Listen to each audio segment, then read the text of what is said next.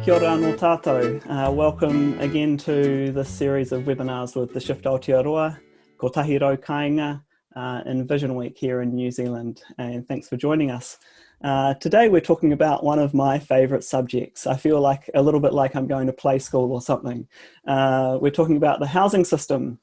And the reality is, in that conversation, I think we're going to start with some conversations like, what is a housing system? How does it work? Where are we at? And what impact has COVID had on it? So I'm going to start off with a bit of a metaphor, which is one of my favourite ones about systems thinking, which is about our solar system. So our solar system kind of feels like a bit of a stable thing. It kind of works pretty well. Hasn't changed significantly for quite a long time, apart from the fact that Pluto got changed from a planet to being something else a few years ago.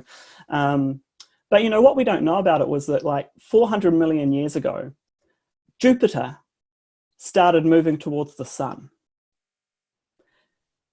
But while it was moving towards the sun, and it took away all of the debris that would have made Mars into a much bigger planet, which would have had implications for New Zealand, something else happened in the solar system, which was Uranus came into being.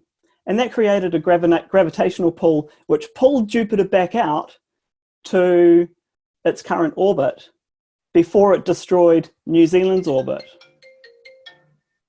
And so my phone goes, so that's handy. Right at the most dramatic moment where Jupiter was being pulled away by our savior planet further out in the solar system. And so I kind of think of, what's the Jupiter in our housing system? Is it Kiwi build? Is it financialization? Anyway, today we've got a great solar system. Maybe one day we can have a great housing system. I'd like to informally welcome Fiona Cram, Jade Kake and Kay Saville-Smith, and huge thanks to Rebecca Davis for agreeing to host this conversation. And I'm going to throw to her now to get us underway. So thanks everyone for joining us, and I hope you enjoy the kōrero. Kia ora, Rebecca. O tēnā koe, Brennan, and ngā mihi nui kia koutou katoa. Welcome to today's kōrero around New Zealand's housing system. My pleasure to host you, Rebecca Davis. I'm the founder of the Change and Innovation Agency and an impact strategist. So as an impact strategist, I am super keen to understand more about Aotearoa's housing system, where we're currently at, and what the future might look like. And I'm privileged to be hosting these incredible wahine. We've got some other gentlemen joining us throughout the conversation. Hopefully we'll let them slip on in. But I thought if we could just go around, and if everyone could introduce themselves and let our audience know who you are and your expertise and what you bring to the kaupapa of the housing system in Aotearoa. So I might start on my right, which is Jade. Tēnā koe, Jade. O tēnā koe, and tēnā koutou katoa, ko Jade Kake tōku ingoa, he uri ahau no Ngāpuhi te arawa te whakatōhia, e te taha tōku pāpā no Horana ahau, e tipu aku ake au e te rohe o te iwi Banjalang, kei pārua ahau e nohoana, ko he kai hoahua, kai tuhituhi, me kai hapai hoki. Ai, kia ora. Kia ora, Jade. Tēnā koe, Jade. Nice to have you here, thank you. And Dr. Kay, welcome Dr. Kay. Kia ora koutou, my name's Kay Saville-Smith. I've been doing things around housing, the construction industry, and how communities work probably for a very long time now, 40 years probably now. It's a real honour to be here because I think we're at this real crucial moment in our housing system, not just because of COVID, but for a whole lot of other things. So that's greatly heartening for me. I'm a Pākehā New Zealander. My family part of my family first came in 1840 and the rest came in 1848 because they realised what a great place Aotearoa is. And so it's been a great honour to learn about the country in which I've been allowed to live in, and housing is the way that I try and think about and make a contribution back to that. Ata Māori, Kia ora, Kay. okay. Thank you very much. It's nice to have you here. And Fiona, morena. I'm shushing someone.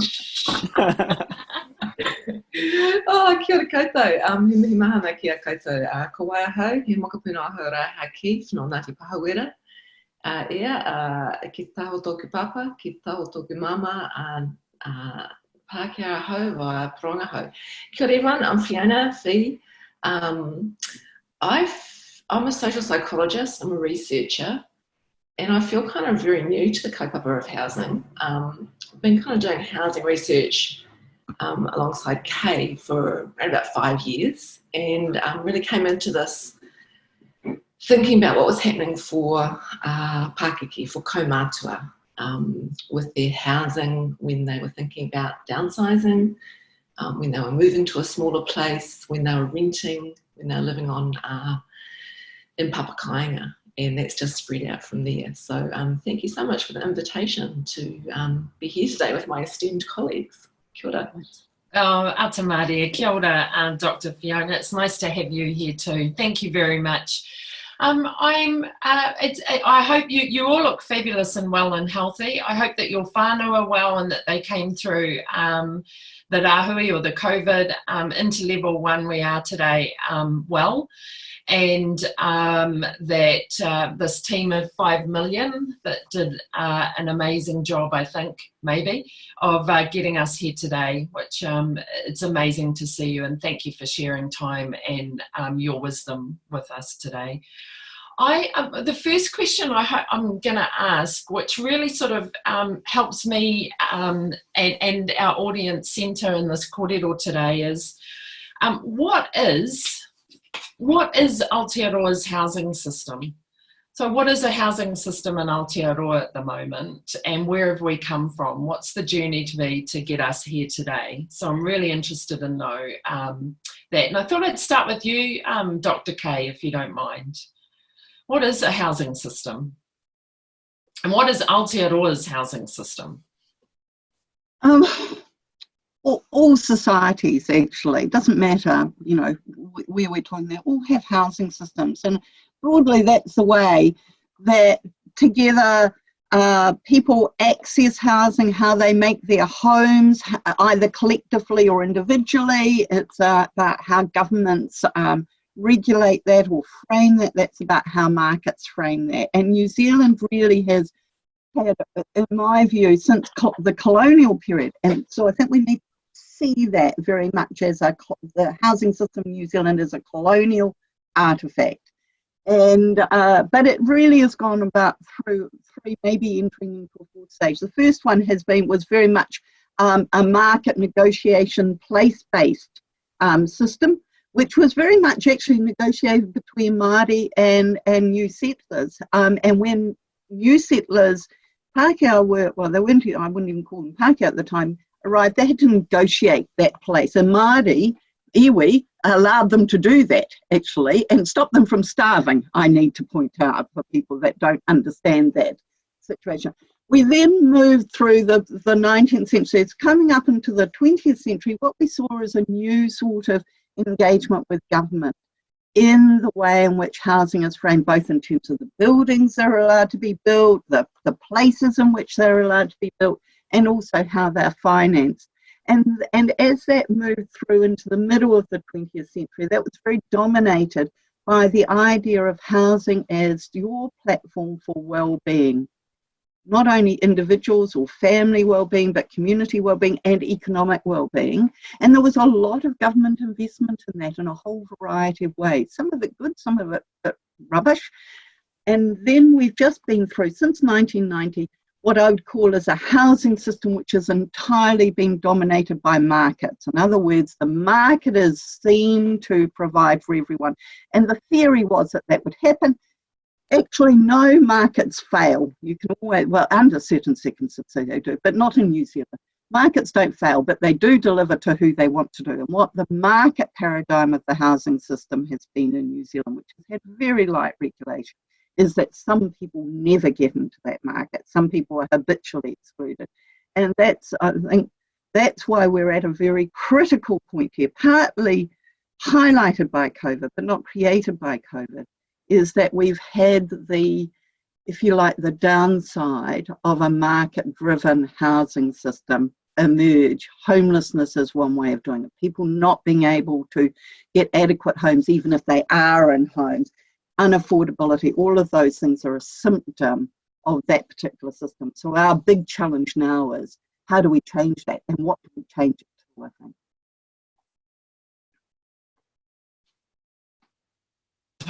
Thank you, Dr. Kay. That's an excellent description. I feel schooled, but in a very succinct way. Thank you. I'm wondering, Jade, some of the work that you've been doing, which is around contemporary and traditional Māori context of housing and a housing system in terms of papakainga, but so what are you seeing as the housing system in Aotearoa at the moment, and particularly through the work that you're doing? Yeah, so support everything Kay has said so far. You're right, that was a very clear and succinct explanation of not only our housing system, but the historic context that has led to where we are now. So thank you for that. Yeah, how do I want to answer this question? I mean, I guess that the housing system is really a series of interrelated parts, and each part affects the other, and especially with unregulated systems. And so I'm kind of interested in this idea, both within papakainga and outside of it, where the pieces are more protected. In terms of stability of tenure, in terms of the costs involved. And so I might just really quickly describe what I mean by papakainga and how I think that might enable our communities to be more resilient. So the papakainga is really founded on a very old idea, but we're seeing it be reintroduced in a contemporary sense. And so pre-colonial early contact, our kainga were really the primary form of occupation for Māori. And it was a way for us to live in our hapu or kinship units. And usually these were quite well located in terms of access to resources. And they enabled us to look after our people, our rohe, but also to manage our territories and those border relationships. And so obviously we had colonization, and we had, the shifting of Māori off our lands. Our land base has declined. It declined rapidly from 100% down to about 5% now. And then we also saw the urbanization of Māori, which saw a largely hokainga rural population shift to becoming a largely urbanized population. So we've seen really massive changes. And a lot of the Māori population did end up in kind of workers' homes or state housing, which I'm sure Kay can speak more to. So the way our population is housed is quite different to the general population. And there's been a lot of work done also around how Māori home ownership has changed over time to decline, which might not necessarily be of concern if we had retained our land and were living in our kainga collectively, but it is of concern if that individual home ownership is the foundation for well-being, which is what it has become in New Zealand. And increasingly, not only Māori, but though anyone on lower incomes, which unfortunately is disproportionately Māori, are excluded from that foundation, that source of well-being.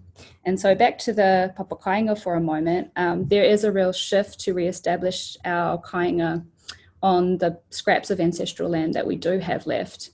And it's really seen as an opportunity to, one, reinstate ahika and to bring our communities back together and fulfill our role as kaitiaki within these rohe, but also as a way to provide that platform or that foundation for well-being, but in more of a collective sense rather than only by individuals or by households.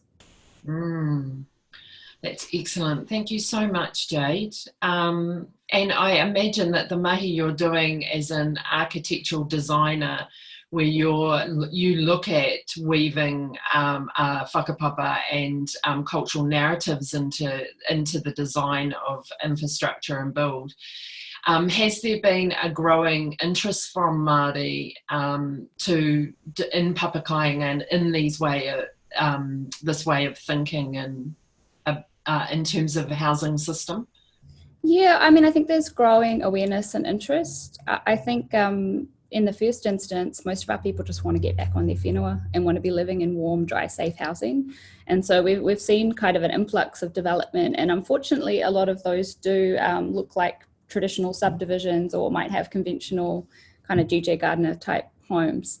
But that's not to disparage any of those efforts because they're all positive. But I do think now that we're starting to see some of the barriers removed and it's becoming a reality for more developments, we are having the opportunity to push forward and raise some of these to a higher design standard. So that's what I'm trying to do with the developments that I'm leading with my whānau. And I'm sure, I know I'm not alone in that. There are certainly others throughout the country, but we just haven't had great quality examples because we haven't had much papakainga development. I mean, there is some resourcing from Te Puni Kōkiri, which is incredibly helpful, but it's, and I could be wrong, maybe it's increased slightly, but last time I checked, the capital builds, there was funding to build about 20 homes per year, as well as some really essential funding to do all of the planning and technical work, as well as infrastructure. So it's, I mean, it's transformative for those who are able to access it. I guess I'm just trying to indicate that the resourcing and support available currently isn't enough to see this large scale shift that we might hope for, even on the 5% of whenua Māori that remains. Ka pai. Dr. Fiona, thank you, Jade. I was wondering if you could share for us, what do you think the impact that COVID has had on our housing system? On our housing system? I think, I mean, COVID was such an interesting time with the lockdown because no one knew what was going to happen. And so the government kind of had its hands off. It gave an instruction, but very much took its hands off. And I think what we saw across the country were hapu, iwi, whānau order providers, everyone stepping up to support everyone else. And it was a great time of people figuring out who was vulnerable and what actually being vulnerable meant. And within the housing system, you know, it might have been someone who was by themselves in their home, an older person. It might have been, I think the biggest household that I've heard of was not a 19 house, you know, 19 people in the one home, doing their intergenerational bubble. And so it put people inside a container for a period of time that they may not have been used to being inside altogether. At the same time, under pressure to pay their rent and to pay their mortgage. And the encouragement for people to give people a rental holiday, but the rental holiday just meant their rent got pushed over to the end of the year. I thought a holiday meant, you know, your landlord would give you a bit of a break because they were getting a bit of a break.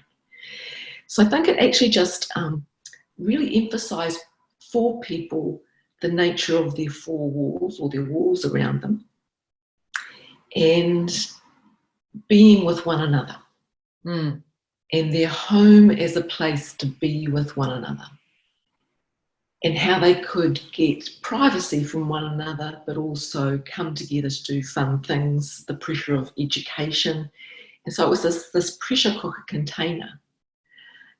And at the same time, because there was such action from so many different groups, you got drop-offs of firewood, of hygiene packs, of someone coming to give you your immunisations if you were older.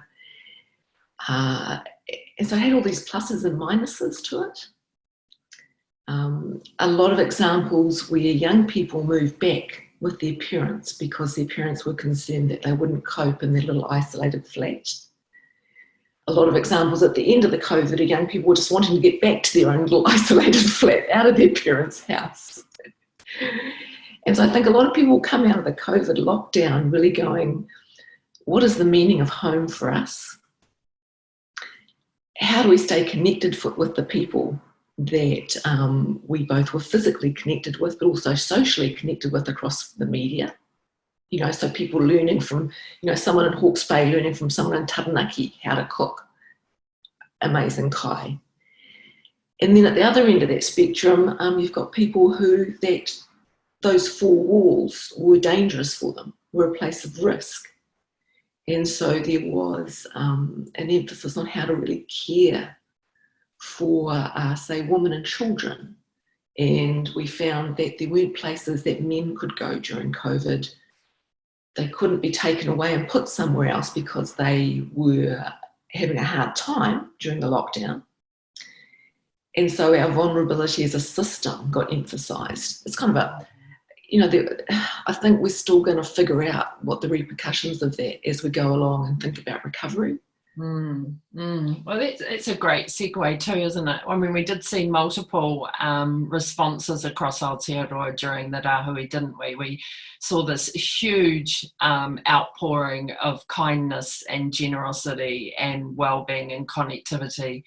But yeah, right, you're saying we saw all of a sudden our homes became a very small bubble. Where we got to know our whānau very intimately, or people we were living, flatties that we were living with intimately. Yeah. I wonder, you just raised, and it's probably a really nice point, what, Dr. Kay, we were talking before about this possibly being a circuit breaker. So I'm really interested to know what is, how it is COVID and where we're at the moment, this global crisis, can we leverage this crisis? Is there an opportunity to create a positive shift for the housing system in Aotearoa? And if so, what is that? What do we need to be thinking about and doing differently? Yeah, it's a very interesting issue, isn't it? About, a couple of things I think that we've learned as a society. One is that homes really matter. They're the first line of defence. Actually, the physical area is the first line of defence, not only to keep people safe as individuals, but the community safe from those individuals that would pose a threat for them. That's not an unusual learning. Throughout the centuries, what we now call public health has recognised that, but we often haven't. So we have poor essential workers having to break their bubbles to service the rest of us and then go back in their homes. And what the research that Fee and I have been involved in shows that those essential workers are often in overcrowded homes. They're often in unaffordable homes. So we as a community, we're asking them to serve us, but we as a community couldn't provide them homes and houses that were sustainable and resilient and safe over, that period. So I think it's made us confront a few things. I think the thing is that it's also made us confront that actually, if you need the money to do something, it's there. Suddenly, we've got a whole lot of places for people to stay. I'm not saying those are necessarily good places at the moment, but I'm hopeful at least the recognition of that is that if you choose to make an investment, you can as a society. And we've been told for a very long time that wasn't possible. It wasn't possible. And someone has always said to me, the cure for homelessness, Kay, is a home. And it's right. We spend an awful lot of time trying to find different ways to cure homelessness, but we don't provide them homes. It's actually quite simple. And then I guess the third thing was, to me, those are all optimistic things, that they reset, if you like, our sort of mental framing around homes. And I think it has, for a lot of people who are currently well housed, as well as those that are not. It always surprises me is whether you're well housed or not well housed. People often have the same view about housing, which is some people deserve them and some people don't deserve them. Well, I think it's broken that. What is more worrying, I guess, for me is that COVID, like any disaster, and that's what this is, actually provides opening up of what we call disaster housing, or essentially a form of disaster capitalism, where those who already have big resources will find a market has shifted, and then they can go and hoover up those that have to sell on or get out of places, or where if there's a big house price reduction, which actually doesn't worry me, I know it does worry some people, but if our house prices fall by 30%, I see that as actually potentially a good thing, not a bad thing. You know, there's winners and losers in that. But the real risk is the risk of predatory housing, and that's part of a broader financialisation of housing in New Zealand, where and internationally, where housing, instead of being an amenity, a place that we live, a place that we can self-actualise, not even just an asset, a place that we know is going to support us into our older age when we need somewhere that's safe and low cost, but into a commodity, like any share on the market. So it's bought and sold to make profits all the time. And that problem of financialisation is absolutely driving the New Zealand homelessness crisis. It's absolutely driving affordability. It's driven us out of home ownership as owner occupation and into multiple home ownerships and the speculation on homes. So I think there are good things and bad things. There's some great things because it shifted our view, I think, about homes. But I think the risk is that unless we're very, very careful, this disruption in the housing market, which will inevitably occur, is always potentially winners in disrupted markets, and those could be quite predatory. And that therefore means that we as communities have to be thinking about it, and individuals, and resist taking the opportunity if we can to be part of that hoover. But also it puts a new responsibility on governments, both local and central, to manage us through that so we don't end up with the consolidation of our housing stock among a few owners who will then use it as a commodity. Amazing. Rebecca, can I jump in for a second there? Sure. Kay, before we circulate that absolutely tantalising question of the risk or the reality of financialisation, predatory and speculatory market operations in New Zealand, because it's certainly an identified issue globally. Kay, what do you think the kind of scale of that problem in New Zealand is at the moment? This idea of financialisation and for-profit investment. Well, I think it's actually it's not as extreme as in some areas, but it's pretty high. We don't have a lot of what I call ghost housing which is literally bought and kept vacant for the purpose of speculation. Kia ora, Scott. Kia ora. So we don't have so much of that, though there is some of it, but it's relatively small. But if you think about the purchase of house as a speculative item, as opposed to for use value in owner occupation, or as the infrastructure of providing a service, i.e. what you would do as a landlord if you treated it as a service industry, not in a speculative commodity-based market, then if that's what we're talking about, in the Auckland market, where Michael Rem and Yang Yang, as part of Building Homes, Better Homes, Towns and Cities, has been doing some work for us, which actually looks at that, and it looks as though it's well over 80-90% of Auckland property exchanges between 2002 and 2016 have at least some speculative element in it. So that means that's an awful lot of financialisation going on. And we know that the vast majority of debt, home-related debt, is actually among those that own multiple homes. It's not, we hear it's, we've got too much debt in the home ownership market. Actually, it's not owner-occupiers that are creating that debt. It's other folks who are using multiple dwellings. So I think we have to unwrap that. And that's a real danger in rural areas and provincial areas, because those are low-cost areas. So for predating property investors, they can go in there really quickly. So if I look at someone like Korau, I look at the price rise there and I go, what's going on there? Some of it's people going to low-cost areas and living in those homes. Some of it's not. Some of those are bust-in property investors looking around and seeing what they can pick up cheap. Thank you, Dr. Kay. Morena Scott Figgin-Show, who is the CE of Community Housing Aotearoa. Welcome into the kōrero. Rebecca Davis, your host for today. It's nice to see you. We're just talking about my beautiful naivety and the fact I get to ask all the silly questions to understand the housing system, and I'm getting educated and I'm really enjoying it. But if I just maybe to welcome into the conversation, Scott, what do you think? We're just talking about, God, I've written it down, that predatory housing and the reset of our mental framing of what's happened out of COVID and that. So what's top of mind for you around our housing system at the moment, Scott? Well, it's, as I'm sure folks have already mentioned, it's the fact that we don't have one, and that we need to put one back in place.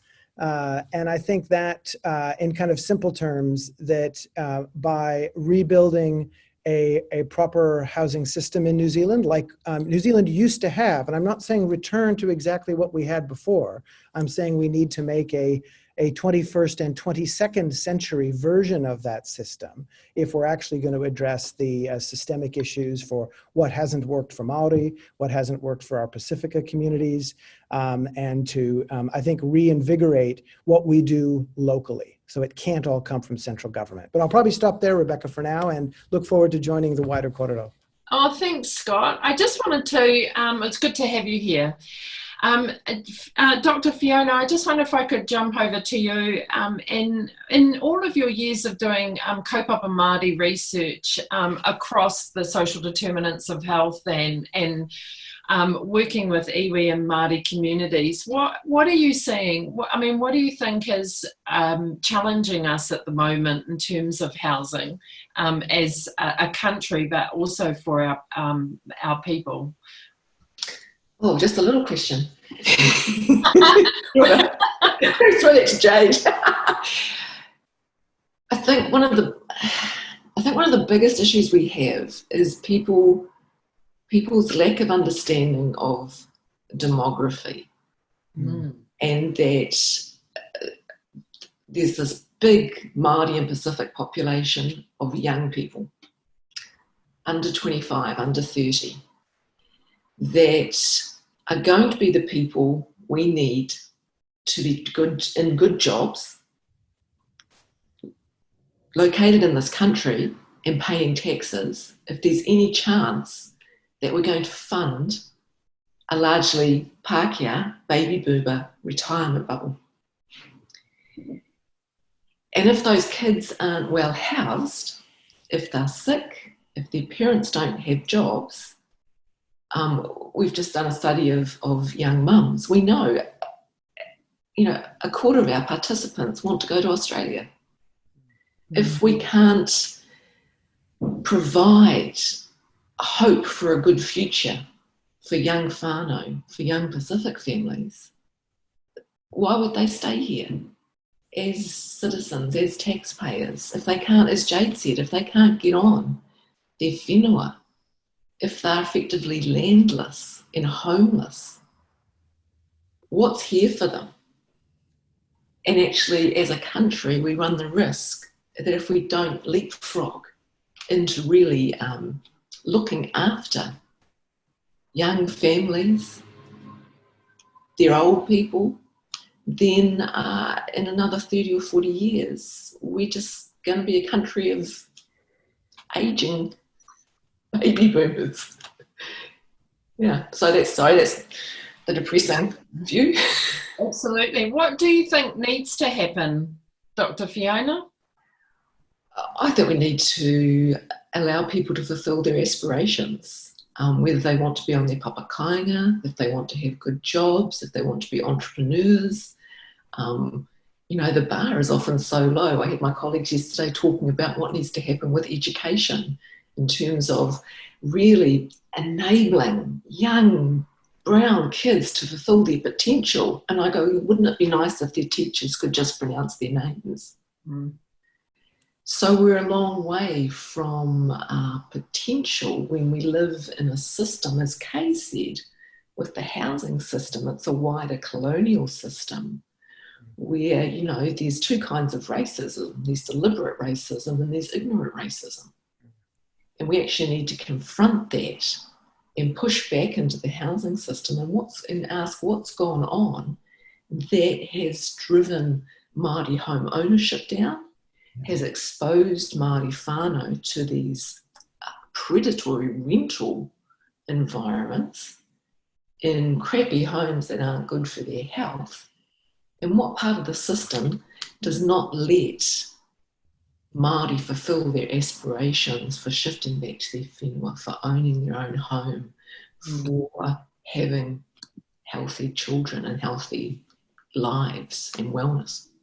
Great question, Fiona. Jade, what do you think is going to encourage our people back to their whenua, back to papakainga, or what is going to encourage the shift in the system, do you think, that ensures that there's housing equity? There's a few things, but oh gosh, I just want to pick up on that point around, it'd be nice if teachers said the names correctly of our tamariki, and that kind of hit me on a personal level, because although I went to school in Australia, I never once had my last name said correctly by any of my teachers. And I used to dread assemblies or prize givings because they would always say my name incorrectly. So I did well, but I always had this apprehension about it. And the other part I was thinking when you were talking is that, because my other side is Dutch, people would always say, oh, you must get your, brains from your Dutch side, and just really offhand comments all the time. But it's actually just racism. And our kids internalize this kind of stuff. And so I'm not saying I had oh no, I won't talk more about that, but I guess I'm saying even those things really impact on your sense of self and sense of worth and what pathways are available to you. And I know a lot of our young people will be discouraged from doing things like university, or they'll have no role models within their family or within their wider networks.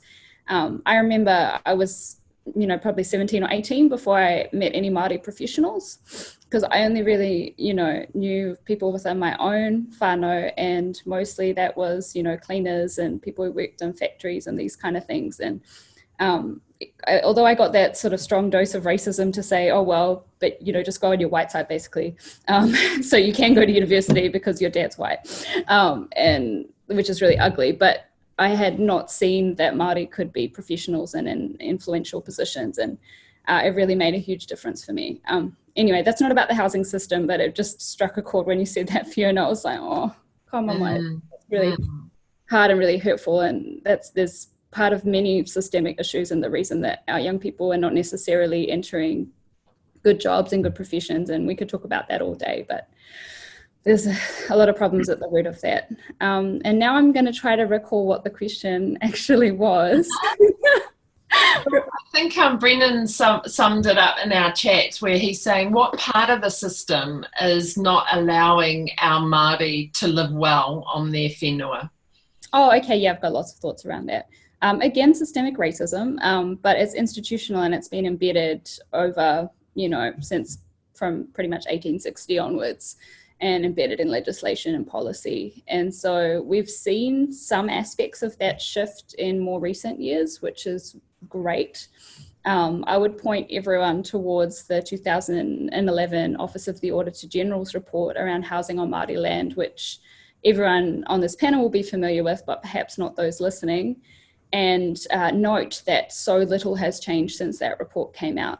Most of the barriers are still the same. And so we've seen some positive shifts. So for instance, here in Whangarei, we had a really progressive papakainga plan change go through last year, which enables us as, kaitiaki o whenua Māori to lodge papakainga development plans instead of resource consent. So papakainga as a permitted activity, and the staff have been really helpful in enabling. But that's not a uniform approach across the country. And so some district councils have much better policies than others who have either not good policies or nothing. And the education and knowledge of the staff might vary quite a lot as well. And so that's just to pick one barrier that has seen some movement. I think the persistent barrier that's seen very little movement is around finance reform.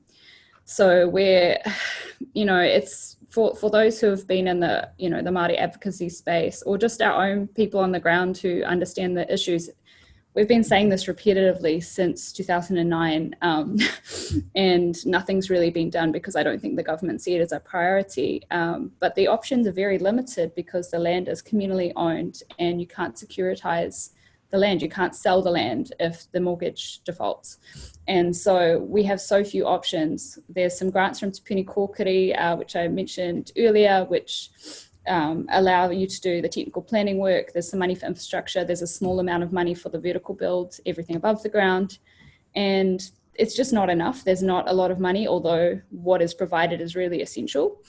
And then there's Kāinga Whenua, which is technically underwritten by a Kāinga Order, previously HNZC, and is supposed to be available to any bank, but only Kiwi Bank has picked it up, and since inception, which was 2009. And it's just a severely flawed product, even though there's been a lot of technical amendments to make it work better. One of the key issues is that you have to design the home so they can be physically removed in the event of a default. And also the lending caps are far too low. And I've talked about this before, but they haven't been updated on the website for such a long time. So I don't know if they're still working to that number internally, but certainly the front-facing information suggests that your lending cap is something like 200K, which is not realistic with current build prices. So I have a question. Can I dig into that a little bit? Aye. So Jade, so what you're saying is that there's this there's this legislated category of land which is Māori-owned land, and not only is that in itself problematic for development, there's actually a whole set of rules that go alongside the patrilineal state approach to how they're willing to fund Māori entities to develop housing. Is that the extent of the systemic barrier to developing on Māori land? Yeah, I mean, I think that the converting of pretty much all Māori land, which was all customary, began with this kind of land titling project where everyone was kind of coerced or encouraged to convert their land into this Māori freehold category.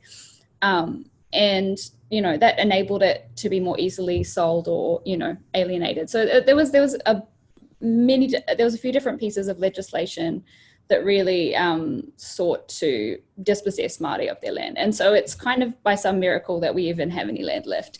And so now the land that we have left is such a small amount that I think for government and for the finance sector, it's just not a priority. So I think sometimes there's a less insidious form of racism where it's just not seen as important because it doesn't, you know, for those that are in power and making these decisions, it's not their interests at stake. And where it's a small enough amount of land and it's, you know, we already have all these issues with fragmentation and difficulties with governance that have been created. So it's very hard for those that still have land left to actually present a united voice and push for change. We don't necessarily have the power, I guess is what I'm trying to say. So they can't ignore us. Can I just make a wee comment on that? Because I think this is a really critical, absolutely critical for Māori, but it's also critical for the whole housing system in New Zealand. I've watched this now and been sort of semi on the edge of it for 30 or 40 years now. Two things that really struck me. One is about Papakāinga. In 1996, I did a lot of work in the Eastern Bay of Plenty with iwi who were trying to get Papakāinga recognised for density purposes so that they could actually arrange multiply owned land and buildings on them in the way that they wanted. And that was a huge pushback. So to get density, the density was being sorted out in terms of ordinary planning rules around individualised houses. And it's fantastic to hear there's some movement on that. So that is one thing. And it needs to be part of a national policy statement for government around Papakāinga housing. You know, this is ridiculous to have to try and get this sorted on a local council and regional council basis. So that's one thing. One of the things that, and I totally acknowledge the issue about the difficulty of title and so forth. It's always worried me, however, that the response to that for some, including governments, is to try and individualise in a way. That's not exactly how it's called, but that's the effect of it. Individualise collectively owned land, because that to me is another step back from the notion of the collective ownership. So then I asked myself, so what is the real problem here? I think the real problem is that there's not an appropriate stream of capital investment. It's always been difficult for Māori anyhow, but actually now it's difficult for building of any low-cost housing, which needs, and I don't mean low-value housing in terms of the community, and I don't mean cheap housing, I mean affordably built housing, which actually can serve generation after generation after generation. That's what disappeared in 1990. There's been residual bits of it.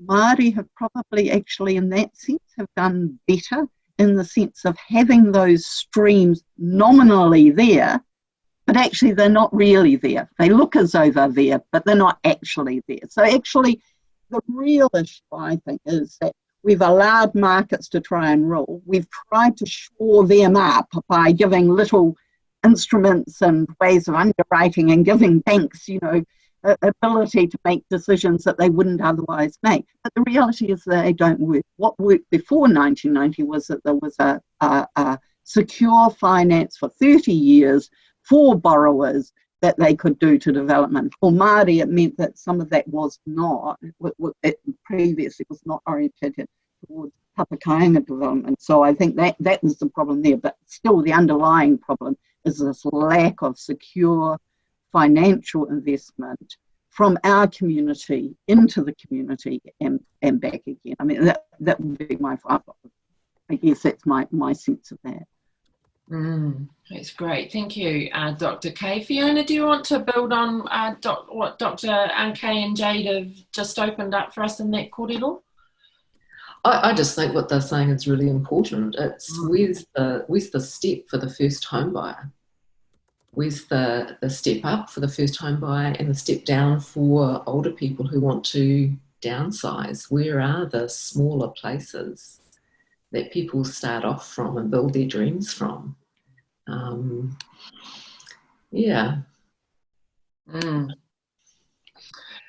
Thank you. Scott, and you're open to sharing with us your thoughts around local government enablement as to central government policy? Yeah, I wanted to pick up a bit, really, Jade, on the points you were making around how some councils have managed to come up with really supportive policies around Papakainga, but it's a very patchwork approach at best. And I think for listeners need to just remember that what we've seen from the former national government was that there was no acceptance that we even had a housing crisis. So there was no appetite for doing any kind of coordinated policy. We then now have acceptance with the Ardern Labour government that we need to have some strategy. But we're going to lead it from central government, and we're going to do an urban development bill, and we're going to talk about the role, the heightened and extended role that central government is meant to play as in urban development and to some extent in finance. But what has the casualty of that approach is that there is absolutely no enablement of local government to build on the examples that Jade was mentioning and to go 2 or 3 times further. If we want to do things that are around recognizing that when local councils approve new development, they've essentially approved an increase in the value of that land. How do we have some programs that work across the country that all councils can use that capture a portion of that uplift in land value and then make sure that we are using that to deliver that dedicated affordable housing that Kay and Fiona and everyone's been talking about. Now, if we had those in place, the vehicle that we currently use in the Pakia world frame is we use a trust. A community housing organization is often a trust. Hey folks, we're creating a new form of multiply owned land. I'm playing with the language here a bit by having community trusts own that land. Now we do have ways to finance that.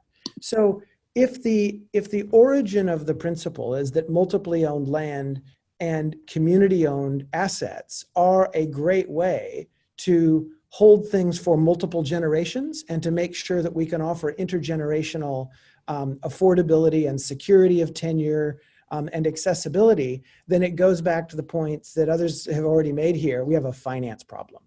And I was struck yesterday when I was trying to brief myself on government's new Mahi framework that's to help us understand how Maori partnerships are meant to work better. And when I was on the HUD webpage, downloading they've done another progressive release of cabinet papers. Right next to the Mahi paper that went through cabinet that's been released was another paper on another $1 billion of Crown capital that is being set aside as a guarantee for more Kainga Ora borrowing. And it just struck me that we've got, as others have already described, the Kainga Whenua Loan Program, which has failed to perform miserably for decades. And the core of the issue, for me, one of the core of the issue, and I'm happy to be challenged on this, is the issue of how do you secure the loan? And as I'm reading about a new Mahi framework to enable partnership with government, I'm reading about another set aside of $1 billion of capital to guarantee short-term borrowing for Kainga Ora. That doesn't sit well for me at all. And it seems to me that there is no legal barrier to the Crown setting aside $1 billion to guarantee loans to build on multiply owned land. There is no legal barrier to that. There is no financial, that's not an inappropriate system or a system setting, but we simply haven't had the willpower to put on equal footing. And I think if we're going to see government's use of the Mahi framework actually achieve some change, for me, that's in that space. And as I look at something, Brennan, you've been encouraging many of us to do is that, I want to kind of go into that space that Jade was opening up about how your own sense of professionalism, Jade, it took you many years to find that for yourself. And it's taken me in the 16 years we've been here in New Zealand, originally came from California, to also find a sense that it is up to all of us to stand up against these deeply held bits of institutional racism and call them out for what they are. We have to walk together down this journey, and it's a place to find our own confidence so we can do that. And that's part of what building that new, better housing system for me has to achieve. Thanks. Can I add something? Of course, Jade. Okay. Yeah, I just wanted to pick up that point around multiple ownership, because I think collective ownership is really key to cutting through our broken housing system, which has been left too much to the market, and obviously the commodification of land and housing. And I thought the idea of having community trusts complementing Māori trusts, which could be, ahu whenua trusts, or maybe we start to move more towards hapu-based structures. But either way, I think that's quite an interesting thing, because I think we're thinking in terms of the treaty relationship and looking at, compatible solutions that will support well-being for both tangata whenua and tangata tiriti, because there are a lot of people on the tangata tiriti side who are doing really poorly under the current system as well. So I really like that thinking. And related to that, I actually think Kainga Ora has essentially been set up as a gentrification machine. If they continue to follow the development model that's been set in place by programs such as the Tamaki Regeneration. Because I remember the whole thing with that project was that, okay, so we're going to intensify maybe 3 times as much, or maybe by 300%, but we're going to replace the same amount of state housing. And so you're not going to lose any. And then they're relying on that outside investment and being able to have market housing to make the development stack up. But what you're doing in this process is that you're briefly improving that neighborhood for those that already lived there. But those people probably aren't going to be able to stay there for very long. because the property values will go up. There'll be pressure to shift out to make room for more affluent people. There'll be businesses set up that are not accessible to those who are already living within that community because it's $17 brunch, you know, all of these kind of things. And I just really think that Kāinga Ora, at least in what I've seen published, isn't thinking hard enough about what the mechanics of gentrification are and how they prevent this entity that's been set up from further perpetuating that and further displacing and marginalising communities. Can I just follow on from Jade there? I'm always a bit ambivalent about the gentrification argument because, which I agree with. I think the dynamics of exclusion are the really important thing. If it means investing in better homes and neighbourhoods, which all people can enjoy, that's a good thing about gentrification. And unfortunately, it's the exclusionary tendency that tends to carry through. And I totally agree. We need to be thinking very much about that. And I think this does come back to this both collective and individual ownership issue. And I think there are two things here. The reality is that we do not build low-cost housing in New Zealand anymore, but we used to. And we used to build a bomb of it. And that was all based on both development costs being low, land costs being low, and a good stream of finance, primarily through government, into that.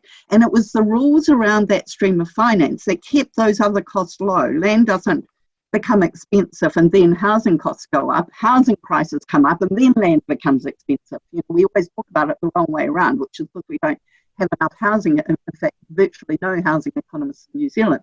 But the issue that worries me about the whole notion of community ownership that we do not take up is that I think we drive down that path of not learning as a society from Māori ways of framing land ownership and access. So what we drive down potentially is Māori have a few problems because, you know, they're sick and unwell and they're poor and it's all that sort of, you know, here we've got a whole set of, you know, problem people. But actually, the strength of Māori is actually in the fact that they're resilient to all of the exclusions that they've suffered. It's not the fact that they're struggling under that burden. The issue is that they've actually survived incredibly well despite the burden. So that means that we need to learn from that. And what worries me at times is we get a little tortilla, which is around, you know, dealing with that residual group. And then all the rest sort of think, well, they've got something we haven't got. So it drives down that pathway of division rather than learning from and creating a broader framework which takes up the notions that sharing collective ownership, keeping within communities, creating built environments and housing stock, which is integral to the community and comes from the community rather than being imposed on it, which is part of the problem we've got the model. We keep driving down that pathway, and the reality is for a lot of the appropriation that are in the past that has supposedly gone to Māori, and particularly in provincial areas, has never actually got spent on the ground. It's appropriated, but there's very little evidence that it really gets spent there because there's all sorts of other rules that go on, and there is no commitment to that broader notion of housing being part of the community infrastructure. And so it's easy to step back from it. It's easy just to leave it. And you can say, oh, well, it was all too difficult, you know. So I really, you know, I support what's been said about that sort of, that notion that housing is infrastructure. It's not only infrastructure for our community relationships in terms of social and cultural relations, but our economies. If you look at the economies that have struggled, they are also the economies which have very, very high rates of homelessness, have very low rates of decent housing in them, given the housing stock, but often also have extremely high pockets of very high cost housing with lots of vacancy around that. And we need to be thinking about why that is. And the reason is because housing has become absolutely in those communities gentrified, more than gentrified, I'd argue, but also it's a commodity. So those, Northland has always had, for instance, high rates of homelessness, high rates of dilapidated housing on one hand, and very high rates of vacant, very expensive housing. It's our job as a society to start dealing with that. And I think now, for the first time, I would say in the last 20 years, or even a bit more, I think it's time to shine a light on that, because we can do things. But unfortunately, old habits die hard. So the desire to do what we've always done, even when it's failed, is very high, because people feel safe in that. At least they know what the failure looks like. Whereas if they do something else, they're not quite sure what failures look like, let alone success. So I think this is a time for a big change, not fiddling around the edges. That's very good. Thank you, Kay. Fiona, were you? Yeah, I just wanted to follow up on that and probably then throw back to Jade, because, the whole notion of shovel ready is really interesting, because I think the lesson from Maori and from Papa Kāinga, if you like, is that being shovel ready is having a dream of a community. And I think if we go shovel ready just means building houses, and Ganesh Nana actually highlighted this for me, if we go down it just means building houses, we're skipping the community part. And the COVID-19 learning was that we do community really well.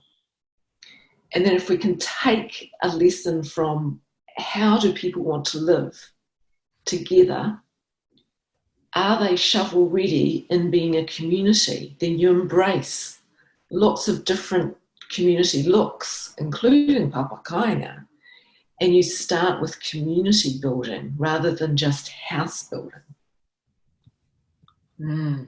That's great. Jade, did you want to build on that? Yeah, I just wanted to say that the shovel ready thing is really problematic and of huge concern, especially to our hapu here in Whangarei, because a lot of it is based on local council putting up their wish list of big projects that they wish to push through. And unfortunately, and I can't say this is the case for all regions, but for ours, our council haven't done the work to gain hapu support and actually talk to us. And so if they submit these projects and they get approved by this independent panel, via the mechanism of this new shovel-ready legislation, there'll be very limited recourse for us, which is very disappointing that this is being proposed. I think it's unnecessary and also quite dangerous. So I actually just wanted to complain about that piece of legislation and think it's of concern. Yeah, great. Sorry. I just find it interesting, because during the Second World War, there was a broad coalition of hapu and marae, and Māori were extremely active, caring and connecting through the war. And at the end of it, people said, right, we're ready to go. We're ready for a new look now. And the government went, yeah, nah. And the same thing's happening again. Yeah. So when I talked about the hands coming off, because no one knew quite what lockdown looked like, it's what Jade's saying. Now the hands have gone very much back on, and it's almost like Māori have been told to go home. And this is between council and iwi relationships even. It's like, okay, the recovery is, we don't need you to plan the recovery. And so it's the further embedding of that marginalisation and the further distancing of some sense of a vision of a treaty-based community and nation. Yeah, I thought that's interesting. We can, put together kaipaks and get them to the most marginalised in our community. But at the moment it comes to the rebuild, then we're not trusted to be a partner in that.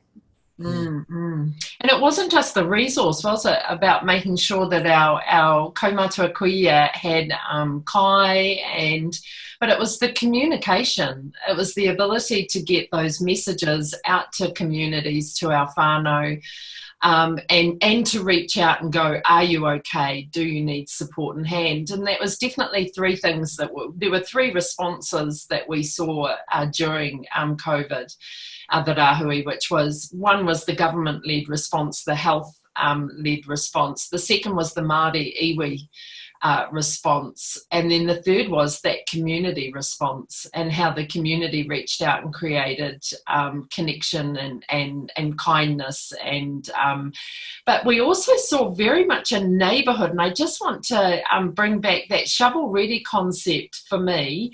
And what I'm hearing from you is it's missing that the community and the neighbourhood planning and regeneration in construction or infrastructure, and the thought of communities able to determine what does their neighbourhood or build their communities look like? How is their health and well-being and their identity reflected in the infrastructure, in the housing, or in the developments? I mean, I think that's really interesting. Scott, I know you wanted to share some thoughts. Yeah, so as Jade has well described there, I mean, community housing providers across the country also during the lockdown period completely stepped up and responded to a range of local needs. And largely, you know, there was a very soft thank you from government for being able to kind of manage to do that. But now, as we find ourselves going into this recovery planning stage, when the announcement of the Crown Infrastructure Partners shovel-ready projects themes came up, we communicated with HUD and saying, well, do you want your not-for-profit community housing sector to be contributing developments into that or not? And the quite rapid reply we got was, no, we want to do a parallel process.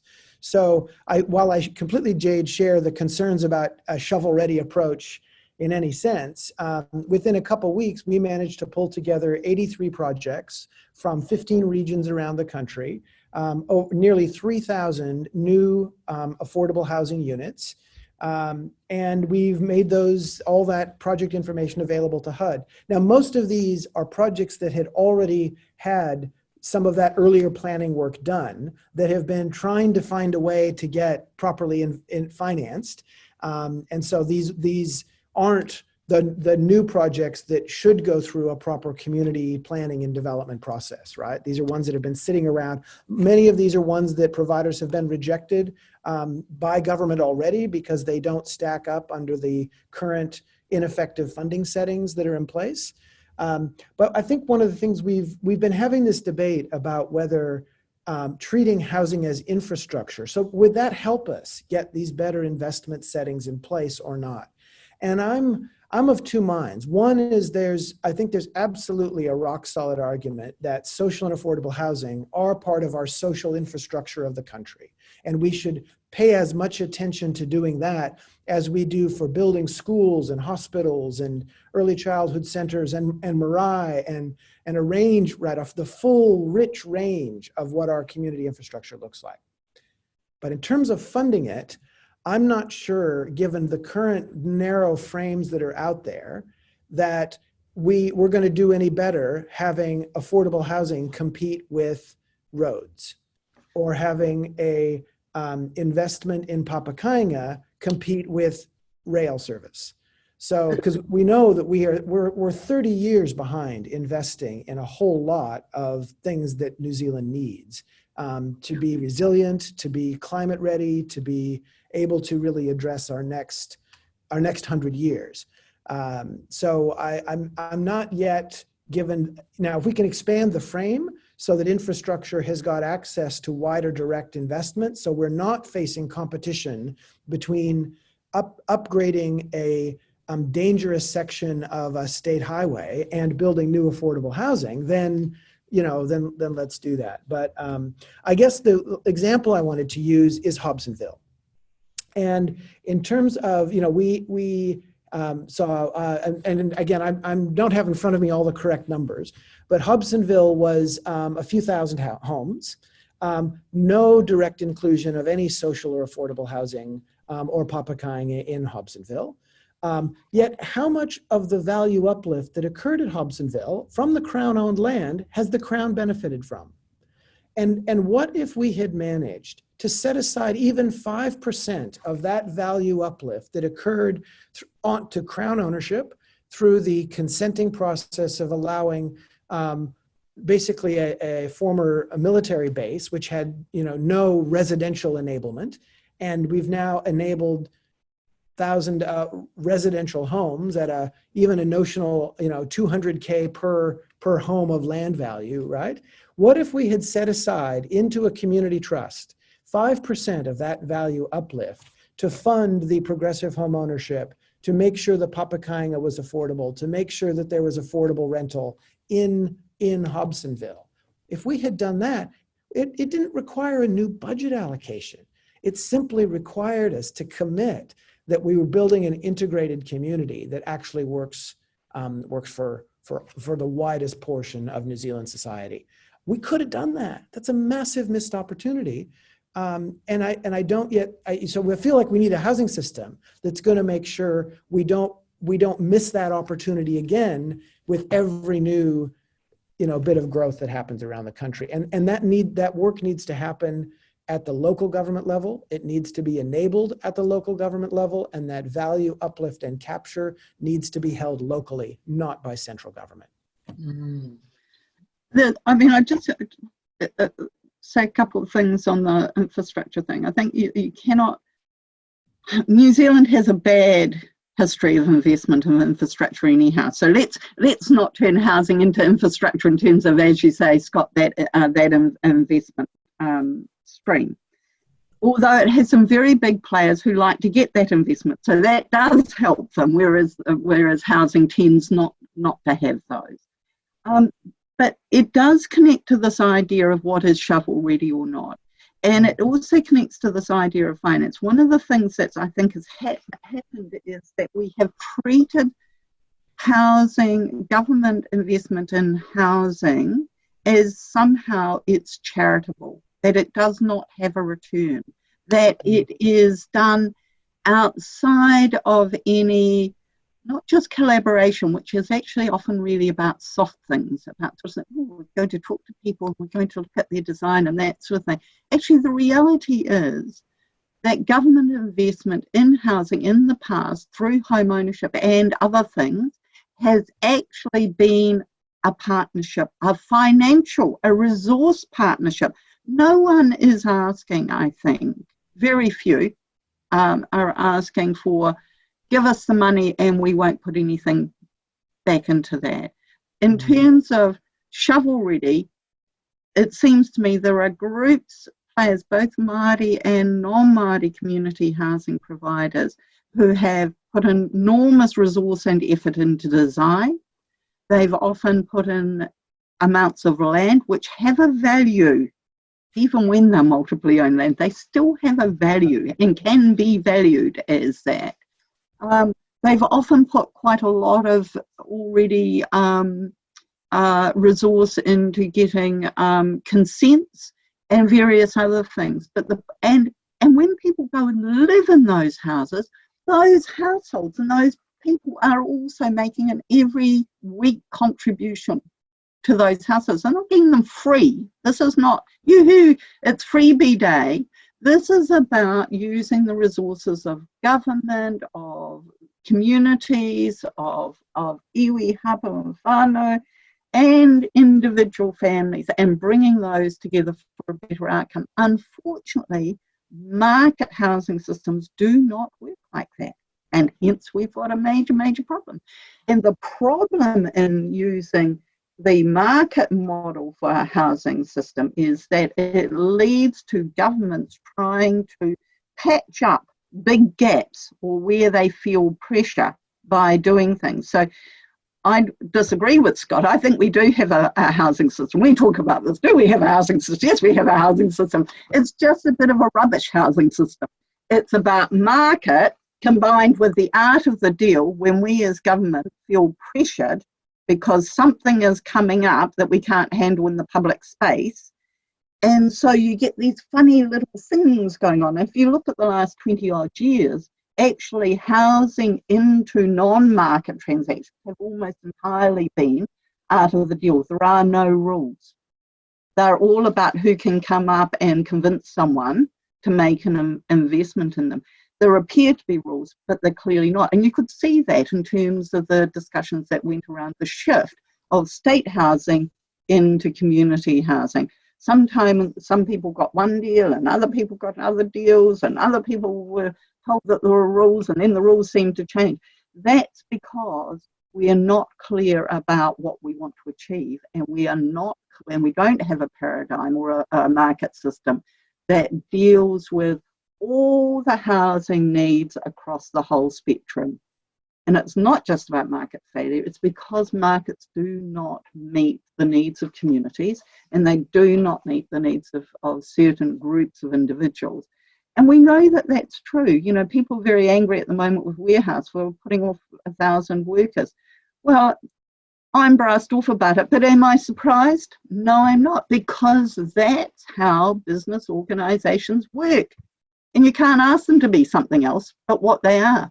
The problem that we have as a society is not trying to make organisations do things which are against their imperatives. It's about making sure that we have an imperative and mechanisms to work as a whole. And the shovel ready really worries me, because it is still, in a sense, working on that basis that there's just a bit of a gap that we need to fill at the moment and it'll be all right, as opposed to the basis as we as a community can bring our resources together and to move on. And it's the little players in that, the little communities that might have 10 houses that they need.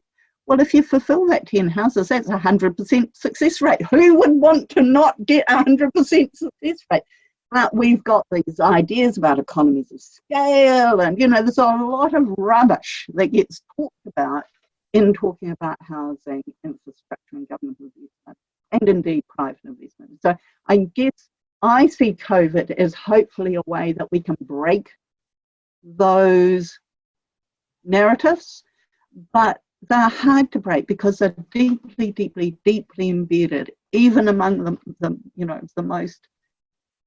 those that want a better housing future. They're deeply embedded among us all. You know, it is a form, and that, you know, we talk a lot about colonised, or not as much as we should, but all of our ideas about housing are colonised, not in the colonisations they are, but it's not just about colonising around the invasion of a set of sovereign peoples, and then imposing a system. It's colonization within the whole of our thinking about all sorts of things, both inside and outside the Māori and non-Māori worlds.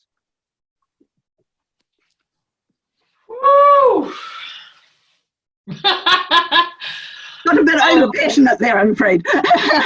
Brilliant. That's brilliant. I wonder if you could all share your views with me and educate me, please, on how does value uplift work and why is it a housing system opportunity? Who wants to kickstart us? I will. Thanks, Scott. Well, Brennan, you go first. Okay, sure. So I've just picked it up because Scott's raised it a couple of times, and I think it is a really important systems opportunity. So, and Scott's much better at explaining, and some of the other of you will be better than me too. But my understanding is that if you own a piece of undeveloped land, which may have been rural or under some particular zone, and you go to council and you seek a consent or a zone change to do something on that land, for example, build houses, that land, simply by dint of gaining that approval from council, becomes worth more. It becomes more valuable on the open market because all of a sudden it's ready to be developed. And one of the problems and that happens across various layers of our consenting and our zoning system, not just consenting for houses. And one of the problems with our system is that we haven't developed it very well, in my opinion and my understanding, to ensure that communities and our society share in that value. So that value is something that really is retained entirely for the person who, for the owner of that land. And the problem with that is, you know, if you look at it from a market point of view, that's great, right?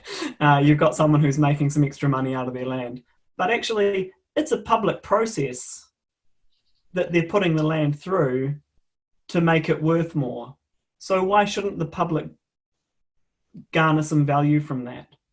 So that's my understanding. And I just wanted to pause, because what I've promised Rebecca and what I've promised listeners is that when there's something that's a technical idea or some technical language, we want to just unpack it a little bit. Thanks, Brennan. Excellent. Scott, did you want to pick up from that? Yes, so I guess the place that I'd love to see all of us go in that discussion is are we wanting to bring together, so if we're going to stand shoulder to shoulder and see resolution of Papakainga being able to be built across New Zealand as and when people wish to, and that one of those settings is that this is not about trying to figure out a way to convert multiply owned land into individually owned land, but actually figure out how we invest properly in building on multiply owned land, then I guess a parallel piece is where I'm saying, well, then we need to make more community owned land. And that's one thing that the value capture and uplift approach can do, is say, we want to hold this for the commons. And I think that's one of the trends, or it's not trends, but one of the issues that rebuilding a proper housing system in New Zealand needs to reconcile is we've had government delivery, we've had this shift to the market and private sector delivery. But what we've forgotten in both of those places is the honest space of the commons, what we share and what we hold together, as opposed to privately and separately. And in that sense, I'm happy to put a spin on the language back on government, because arguably government ownership of something, while in principle should mean that we all have a stake in that ownership stake, increasingly, especially in housing, the way that our state acts, it doesn't act on behalf of the well-being of all. It turns it into a welfare aspect. And then again, as folks have talked about earlier, it creates that sense of what's wrong with an individual that they must come to the state for assistance, as opposed to the well-being approach, which we are starting to see, where it means it's good for everybody. And you just do it because it's good for everybody. So if we're capturing value uplift and we're holding that value in trusts, and this is the place that I'd like all of us to go, not only on today's call, but Jade further. I've picked up Jade's book and reread it again recently, and it's part of what's stimulating, I think, some of this thinking for some work that I'd like to see us all do. Is how do we create? Well, are we wanting to create parallel systems where we have investment that can work on multiply owned land to build Papakainga? Or do we, and then do we want to have a set of community trusts? I'm mindful in the Waikato, we have the new Waikato Community Lands Trusts being set up and meant to be the vehicle that all kinds of different land contributions come onto and are held, and then different not-for-profit community housing providers and hopefully iwi and Maori providers will also access and build on that land. So again, are we wanting to create parallel systems that can both access a much broader range of finance, so that we are creating, is our goal that a greater percentage of New Zealand's housing is actually built and held in the commons. For me, that's a goal that I'd like to see our housing system achieve, because I think that's a good protection against the intergenerational affordability challenges that we've had for this past century. So for me, should that percentage go from the 0.1 or 2% it is now up to maybe a third of our housing stock? Countries like the Netherlands have that now. Finland has managed to largely resolve homelessness in its country by significantly expanding the share of housing that is not either privately or government held, but held in the commons. Thanks, Scott. Scott, Jade? Yeah, I'm very interested in the process of reconciling some of these ideas, like the commons and like municipalism, with more kāinga and hapu-based models. And I think it's a good conversation to have. I'm really only just at the beginning of trying to unpack that, but there has been a growing movements towards this idea of the commons that has gained traction here. And I haven't seen anyone just yet do the work to understand, are these systems compatible? How can they be compatible? How does that fit with our understanding of our treaty relationship? And so I don't really have any hard and fast answers, but I'm interested in having this discussion, and I think it's one we increasingly need to be having. Right. And the other part I'll add is that a lot of this, to my mind, points towards the question of constitutional transformation. And I have seen that there's been an increasing push to pick up the work that was started by Moana Jackson, Margaret Mutu and others through Matike Mai. And there's been a lot of interest of late in furthering that work that has been done to reform our system of governance, to recognise he whakaputanga and genuinely recognise that treaty relationship. And so I don't think it's an either or, but I think that these conversations that we're having around things like community land trusts versus, you know, whenua Māori and hapu ownership, and how those are resourced and supported, you know, in terms of finance, in terms of district plan provision, etc., do relate to that broader conversation of constitutional transformation. Very good. Thank you, Jade. Fiona, your views? Dr. Kay, have you got some thoughts around that? I agree that, I totally agree with Jade around this. And I would say also that one of the things, if we just think about the commons, I think one of the arguments that has held a lot of weight and feared the retraction of governments from an investment model, which was effective, you know, for all its problems, was, you know, the pre-1990s market model, was a piece of work called Tragedy of the Commons.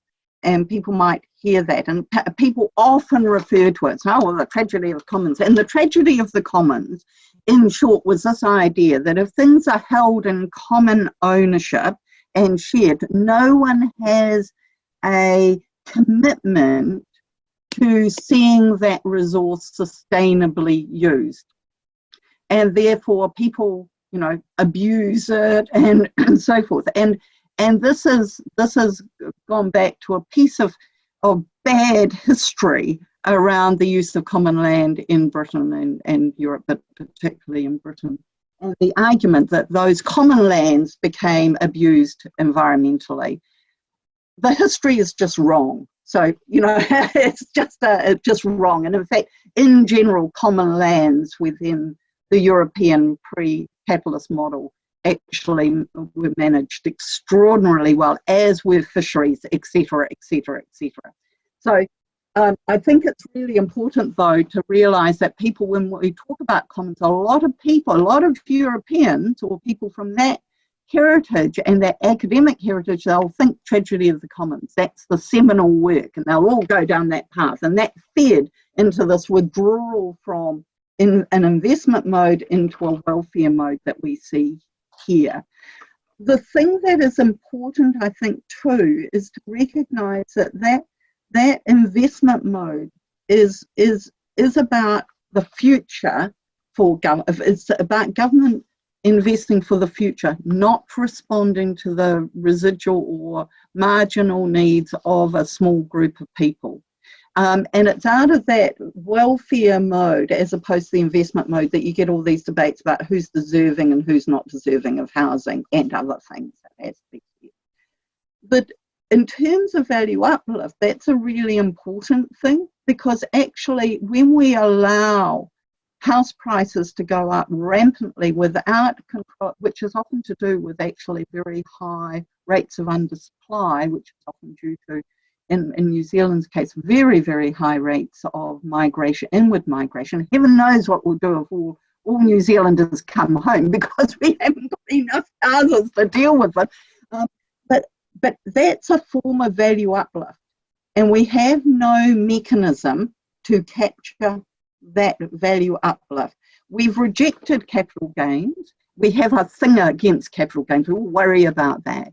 But actually the reality is, as our home ownership rates fall, more and more stock, and therefore that value uplift, lies in that speculative market.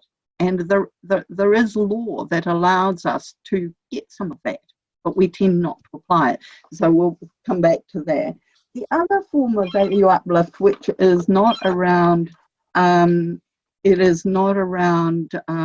planning. We often think of the planning mechanism as driving house prices, land prices, and so forth. But and there is some evidence in some situations that can happen, particularly around the sort of rezoning.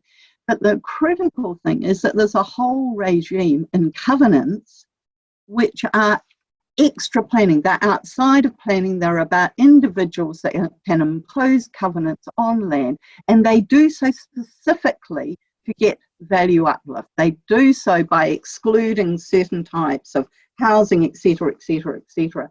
Those covenants are entirely uncontrolled in New Zealand, and in 2017, over half the new titles in Auckland, residential new titles in Auckland, had covenants on them. And those covenants mean that you will only be able to build a certain size house, and it will only be able to be a certain types of materials. And in some cases, that the house that you build has to be of a certain value. What they mean is expensive. They don't that, you know.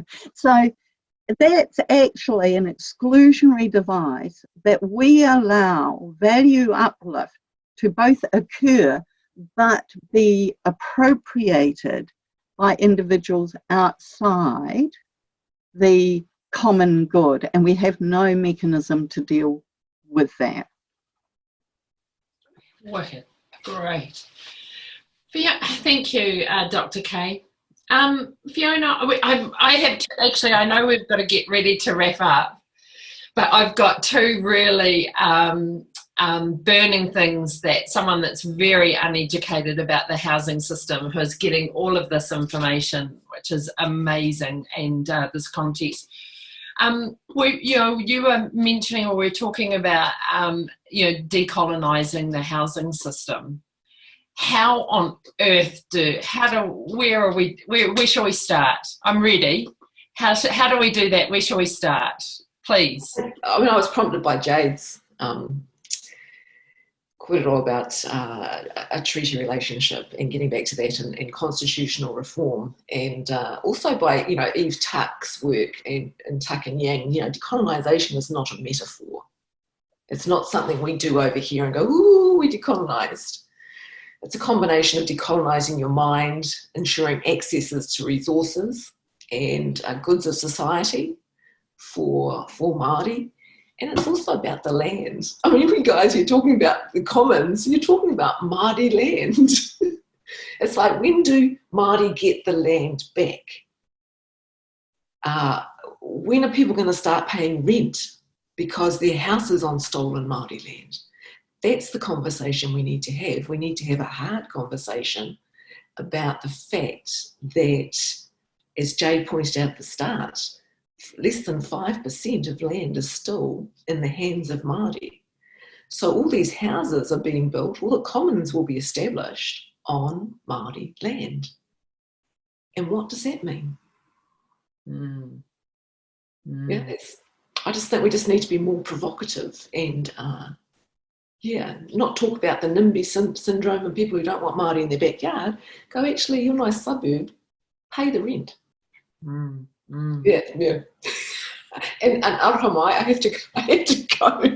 Before you go, Fiona, then, what could I just we are going to be asking everyone this, but just if you could leave us some parting words, and particularly some words of hope around what you think, what do we need to be focusing on moving forward? What's the possible vision that we could bring into fruition for the housing system in Aotearoa? Any words of wisdom from you?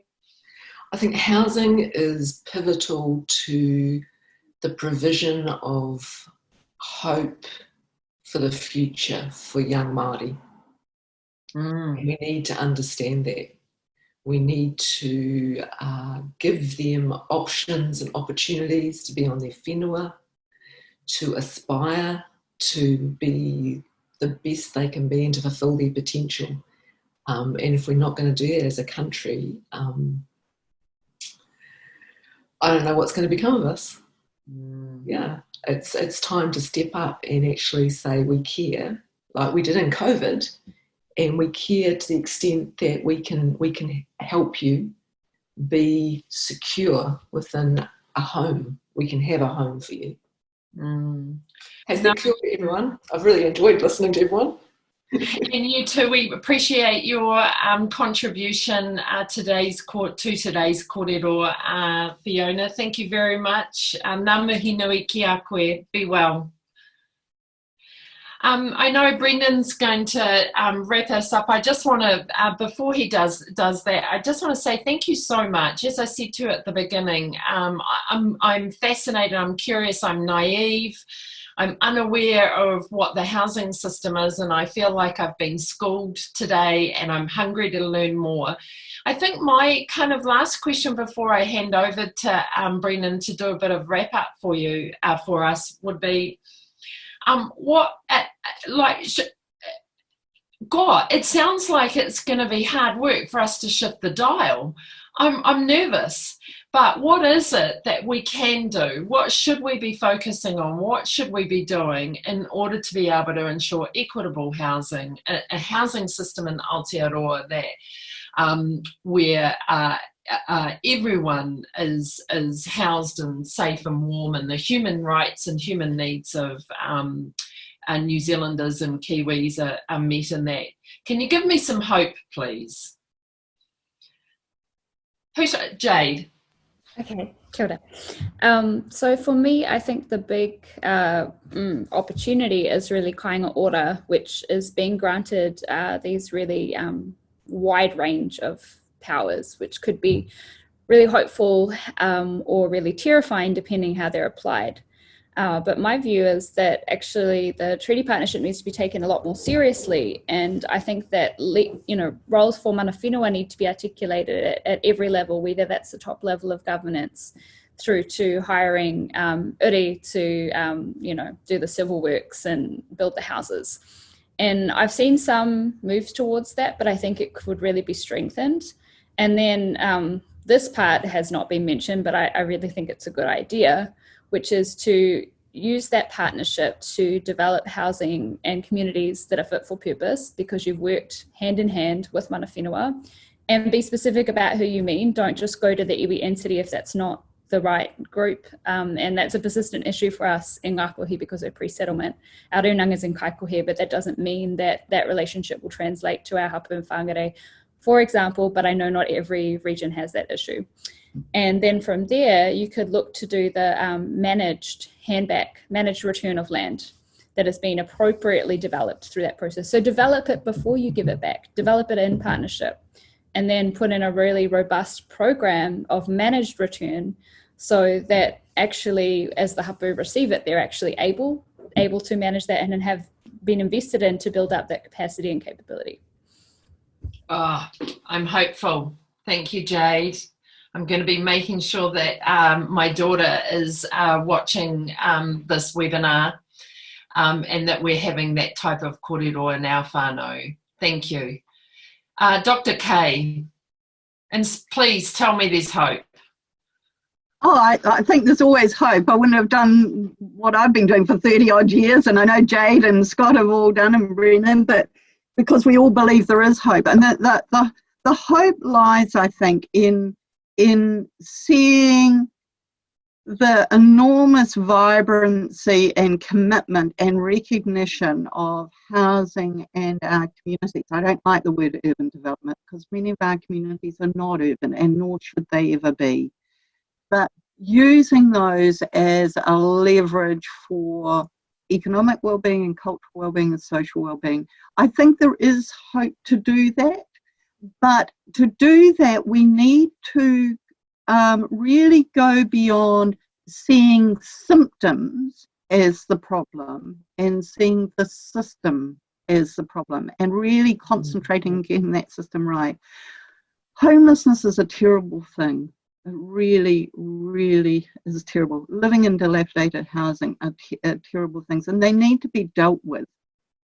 But dealing with those without dealing with the system that creates them is a waste of our time. So if we spend our time thinking about sustainable, resilient, enabling systems, which are place-based and use the resources of those communities, we can make huge strides. But more importantly, we put housing where it should be, which is in everybody's hearts.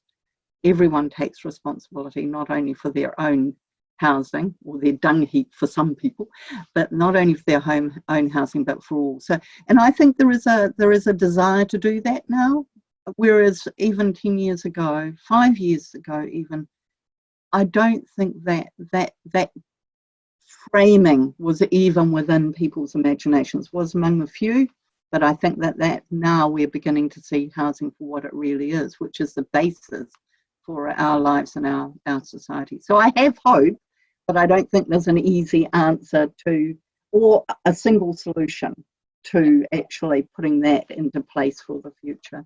Yeah, that's great. I appreciate that. I do, it resonates with me when you talk about place-based and community, not urban, but community. That resonates and sits. Thank you, Dr. Kay. Scott? Yeah, thanks. Look, I just building on those themes. I think I do have hope, and what gives me some of that hope is seeing that that it's possible. And I think part of that possibility is, we've managed to come through COVID as a team of 5 million. So for me, it's all about the team of 5 million, and that we do this work at the local level. And local means many different things. Taitoko, Jade, you're describing challenges at the local level, but also that irrespective of the challenges, it still means we must build it on really what those local strategies are.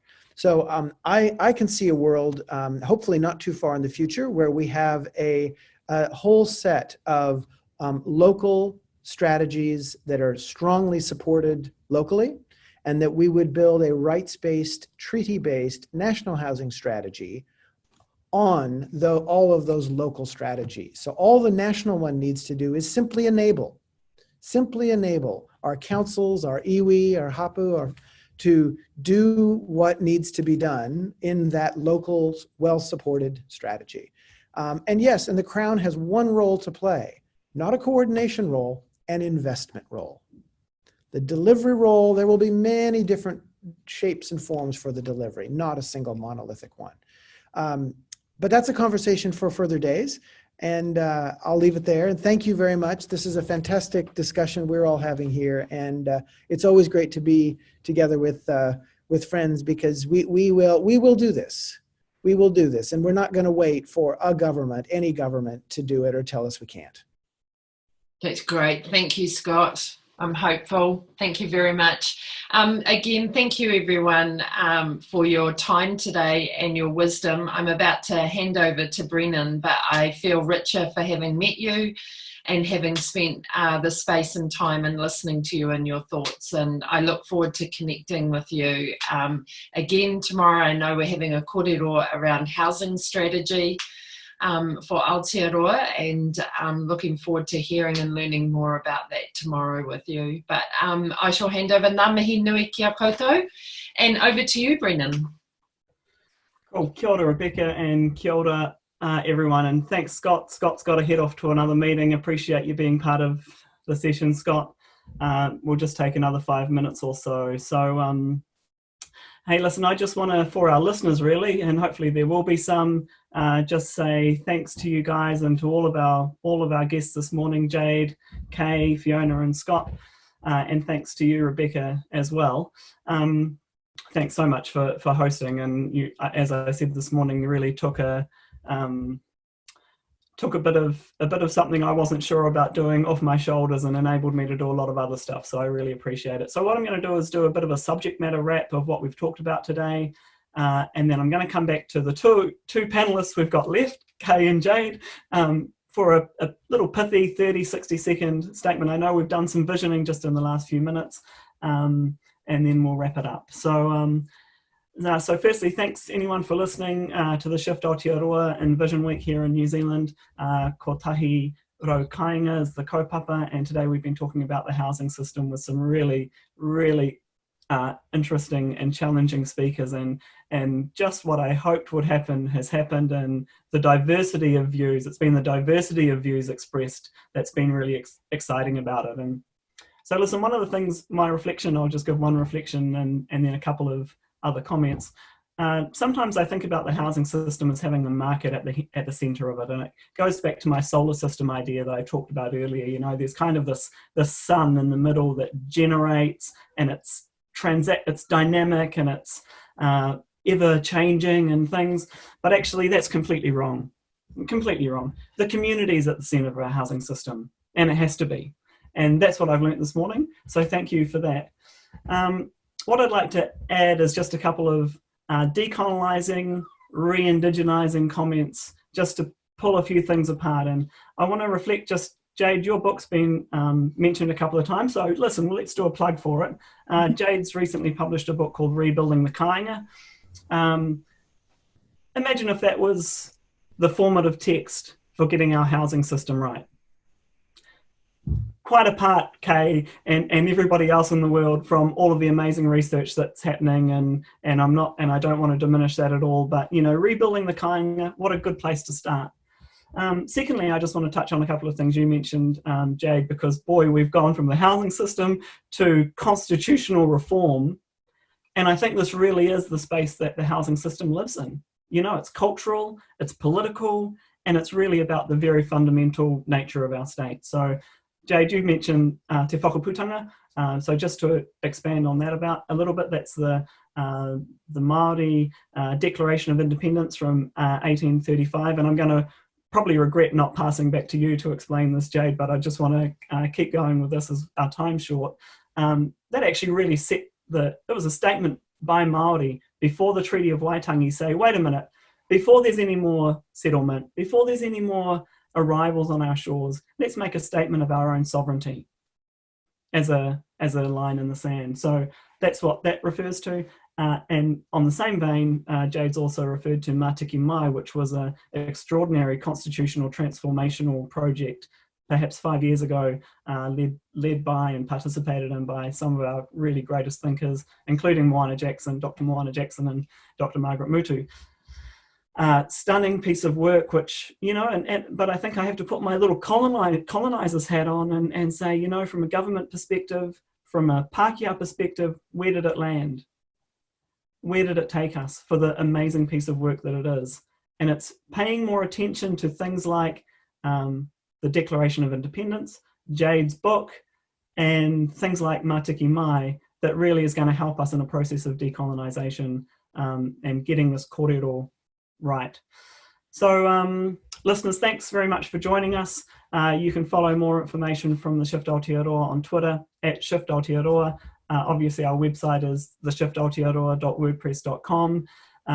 We'll be sharing this information, and for our participants, I'm just going to send you the raw video that we get from Zoom so that you can use it for your own purposes too, because it's certainly not about trying to hold on to it.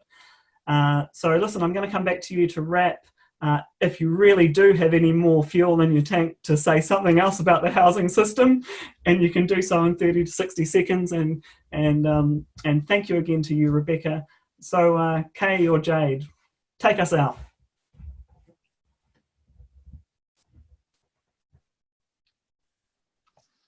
Jade, I think you're being a bit shy, so I think you should have the last word. So I'll have the word before the last word. I think that the very fact that we even can have this conversation is an enormous advance on the past. We have a proud, actually, heritage of housing in New Zealand. Post-colonial and prior to colonial, I always recall that Indigenous materials and whare built by Māori had the best insulation performance that we've achieved in this country until after the 1980s. So we need to recognise our achievements, but we also have to value our ability to build a future, and building a future is building good housing in the right places for the right people, and putting people at the centre of that, and people at the centre of that in terms of their connections with others, not individuals who want to appropriate and accumulate wealth and commodities, essentially. So to me, I think we're in a new space, but it's not, the space is only beginning to open up, and we need to take that opportunity. Thank you everyone for what's been a really stimulating discussion. It's been really, really cool. So I appreciate being invited into these spaces and being able to share them together. And I'm hopeful that these kind of conversations, whether you're participating or whether you're just listening, will be carried on and taken into other spaces, including people's own workspaces and homes, because those conversations that happen outside of the public eye are actually really, really essential to social transformation. And all of this changing hearts and minds stuff is actually really important to get to the point where you can make tangible changes to things like legislation and policy and see them implemented, because there's the will to do so. So I just wanted to acknowledge the importance of having these kind of conversations. If anyone listened to the rating of Whenua Māori amendment bill to the local government, the amendment to the Local Government Act, there were select committee oral submissions yesterday and previously. And I presented on behalf of 2 of our land blocks, but for anyone that listened, there was quite a few submissions from Te Tai Tukiro, from Ngāpuhi in particular, and every single one of them pretty much said the same thing. He whakaputanga, we never ceded sovereignty, we shouldn't have to pay rates on our land. Where do you think the rest of the land came from? Pretty much was the message. We've given enough. Why should we have to give more? And I had a lot of aroha for those who were part of the select committee, who were, especially because they're mostly Māori members, having to receive this feedback and going, okay, I agree with you, but I actually can't address it at this level. But even if you can't address it at select committee or in that particular bill, I think it was quite compelling because it was such a consistent argument. And I guess what I wanted to say about that is that Ngāpuhi have been consistent with that message. That's never changed. But what is changing is that people like me can get up on a stage with majority Pākehā audience or a mixed audience and say it, and people are not shocked, and people actually take it seriously and actually engage with that idea. Like, that is quite new, to be able to say things that were once very radical and fringe, and for them to have currency and a degree of mainstream acceptance. And I understand that systemic, institutional, and personal racism is still a huge issue in this country, but it's phenomenal to me to be at this point in time, and it's really just being at this point in time and building on everything that's happened, particularly, well, consistently since 1840, but particularly since the 1970s, when we really saw a turning point, that I can get up and say these things and people engage with it seriously. And then you start to see it impacting things that happen in terms of legislation and policy and practice. So that's something to be hopeful about. It's been a very interesting turning point. And I think for those who have been in this space for a while, and just people living in the world, you would agree that there's been a real shift. That's awesome. Thank you so much. Wise words, hopeful words. Brendan, you happy? Wasn't that amazing? Extremely happy, and it was amazing, and I've taken screeds of notes and got to think through how I share those. But look, I'm ready to sign off, and if I'm going to look at the recording and think about other kaupapa that we could drill down on, and see who I can get involved in the room, or obviously anyone else can get anyone else in the room too, because there's a lot of eyes to pick out of that kōrero, and I'm just excited. I'm excited to see someone listen to it. I hope it gets out there, because there were some real stunning little statements in there. So hey, listen, what we'll do now is just in terms of closing off, thanks again to our listeners. Thanks for tuning in. Obviously, hope you've been inspired. If you'd like to contact me via our website or via Twitter, I can give you contact details for any of the people who have been speaking with us today. And and or point you in the right direction of further information. Other than that, what we're going to do now is I'm going to stop the recording, and then we're going to do a little karakia whakamutunga to close off our session, and then it's going to go live. All right, kei te pai everyone. Kei te pai. Ka pai. Kia ora.